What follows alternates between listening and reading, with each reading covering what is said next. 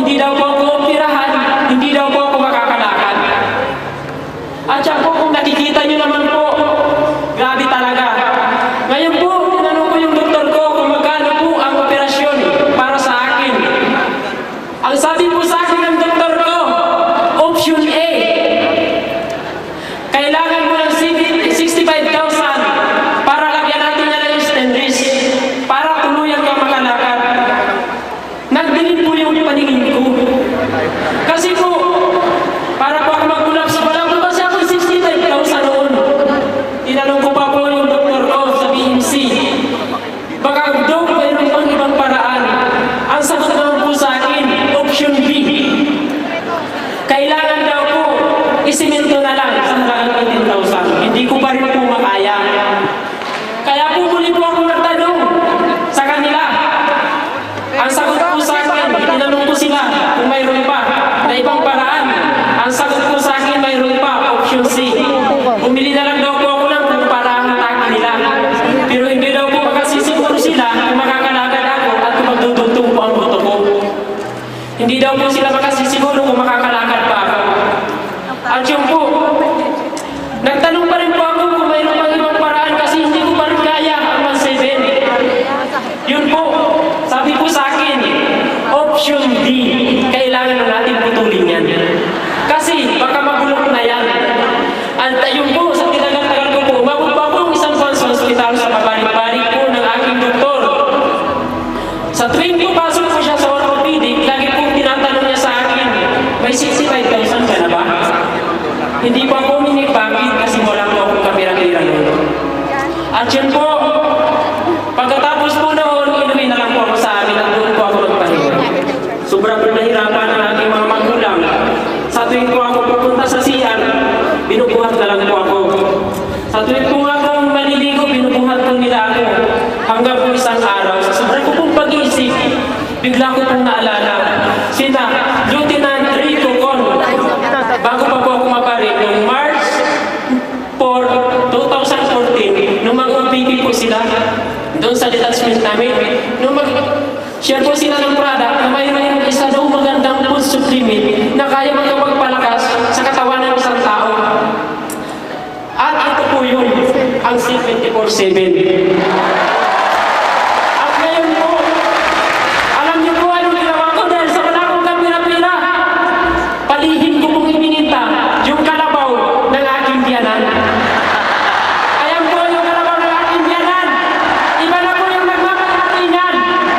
Para po makabili yung misis ko ng 3 package. Hindi po para magnegosyo. Para po may magamit lang po ako. Para tuluyan po ako makatulong sa akin. At yun po, sa loob ng isang buwan, sa katiti ko po ng C24/7, may pagbabago pong nangyari sa akin. At ayun po, unti-unti ko na pong naigagalaw ang aking paa na hindi na po siya masakit. Unti-unti ko na rin po siya na naigagalaw ang aking mga daliri nang dahil po sa C24/7 na ito. Palakpakan naman po natin ang C24/7. At sa sobrang tuwa ko po noon, bumalik po ako sa Bicol Medical Center at pumunta ako sa aking doktor. Ang sabi ko po, nagulat po yung aking doktor. Alam niyo po anong tanong sa akin? Magpapa-opera ka lang din pala, bakit sa Maynila pa? Hindi na lang sa akin, dito ka unang na-admit. Naku dok, hindi pa ako nagpa-opera. Ito lang tulog ang ginamit ko. C24/7. Aba, maganda to. Alam niyo po, binasa ito ng doktor. Sabi ng doktor, aba, kakaiba ito kumplito at gawa pa ng Nature's Way. Alam niyo po anong nangyari doon? Bumili po sa akin ng 5 vaccines, doktor sa BMC. At iniresita na rin po doon sa mga pasyente niya doon. At sa pabalik-balik ko sa BMC, may isa po akong matandang nakilala doon. At hindi na rin po malaman kung ano yung sakit. Lumalaki po yung tiyan, pasintabi na lang po. At yung po, binintahan ko po ng C24/7. Ayaw niyang maniwala. Pinakita ko yung x-ray ko po. Pinakita ko yung x-ray ko. Ayun. Sabi ko, nakakalakad naman po ako. Minum lang ako nito. Bumili po siya. At yung po, pagkalipas po ng 2 linggo, hindi po ako nabalik sa BMC. Yun nga lang po, wala na siya. Hindi po dahil namatay na siya. Wala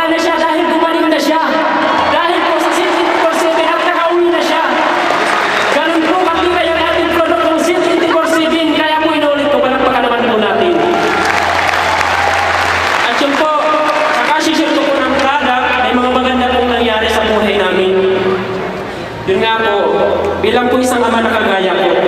Napakaganda pong isip-isipin na uminom ng gatas ang anak mo na nakangiti sa'yo. Napakaganda pong isip-isipin yun. At lalo ko pa pong sinipagan. At ayun po, sa sobra ko pong sipag sa kakasishare ng product, nakabili po ako ng isang napakagandang sasakyan. At alam niyo po, sa sobra ko pong sipag, nakabili po ako ng napakagandang sasakyan. Isa po ang motorsiklo.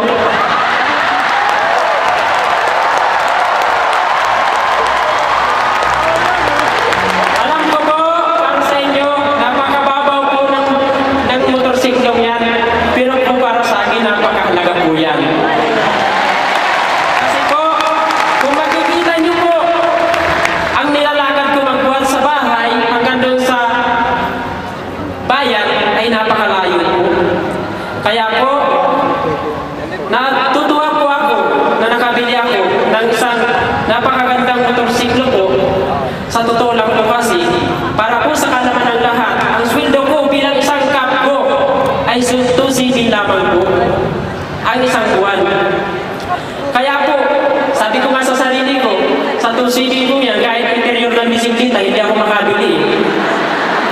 At yun nga po, tuloy-tuloy po sa pag-share ng product, hanggang marami pong magagandang nangyari sa akin.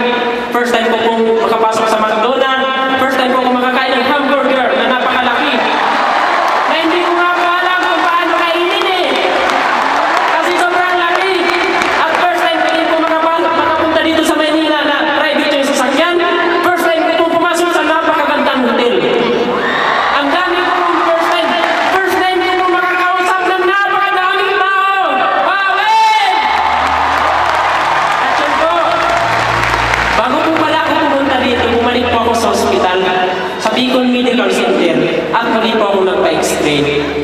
At yun po, kung nakikita niyo po, sa totally, hindi po yan pero kumapit na po, tumibay na po. Tinanong ko po yung doktor kung kailangan pa akong operahan, ang sabi niya sa akin, hindi na. Kasi tumibay na siya. Lumakas na siya. Sabi sa akin, gawa ng iniinom mo 24/7. Grabe po, kaya po magtitingnan nyo. Ito po yung may tama ko. Tingnan nyo na lang po. Kayang-kaya na po. Napakatibay po ang ating 24/7. Palakpakan po natin muli.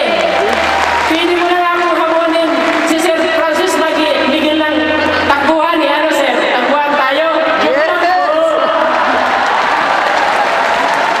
At yun po, nagpapasalamat nga po pala ako unang-unang kay Lord. Dahil nakilala ko ang Global at ang produkto ng C24/7 na kung hindi po dahil sa C24/7 wala ako po ngayon sa harap nyo. Nagpapasalamat din po ako sa mga board of director, sa mga training team, marketing team, at nagpapasalamat po ako sa aming upline ng Infinite Power, sina Mr. and Mrs. Florin Ed and Danis, sa aking pong mga upline, sa kina Lieutenant Rico Con, sa kanyang may bahay na si Chico Con, at bago pumunta po sa ito, mayroon lang po akong mensaheng iwanan sa inyo, na sana po